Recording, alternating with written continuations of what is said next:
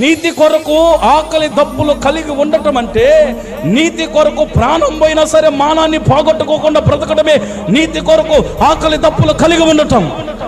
ఈరోజున చాలా మంది నీతిని నమ్ముకుంటున్నారు, తన మానాన్ని నమ్ముకుంటున్నారు, తన ప్రాణాన్ని కూడా తాకట్లు పెట్టుకుంటా ఉన్నారు. గల కారణం ఏంటో తెలుసా? కాస్త ఆకలి వేస్తే చాలు, ఆకలి అవుతా ఉంది. నాకు తెలుసు, ఇదే కాలనీలో ఒక సహోదరి నాకు బాగా తెలుసు, మన ప్రాంతంలో కనిగిరి ప్రాంతంలోనే తన బిడ్డకు పుట్టినరోజు చేసి దానికి 300 కొరకు రోడ్డు మీద బండ్లు ఆపిన సంగతి నాకు తెలుసు. సహోదరి, 300 రూపాయలు రే, 300 కదా 150 అన్నీరా, నువ్వు చెప్పినట్టు చేస్తా అంటున్నాయి. నేను చాలా బాధపడ్డాను. నన్ను అడిగిన నేను ఇచ్చేవాడిని అనుకున్నాను. అరే మేము మా దగ్గర ఉంటే ఇచ్చేవాళ్ళమే. అప్పుడు మా పరిస్థితి బాగలేదు.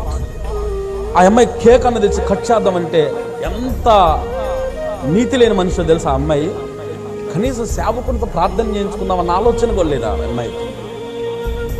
తాగి తందనాలు ఆడటానికి డీజేలు పెట్టుకొని డ్యాన్సులు వేయడానికి బతుకులు బాగుంటాయి, కానీ సేవకునితో ప్రార్థన చేయించుకొని దేవునితో సంబంధం కలిగి ఉండేదానికి వారికి ఆలోచన కలగటంలా.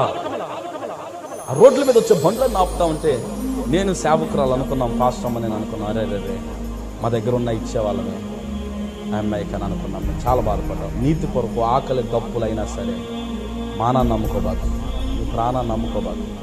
ఏం చేయమంటావు అన్నయ్య? మా వాడు సోదరుడు అన్నయ్య. ఎవడు మీ వాడు? మొగుడు అన్నాడు.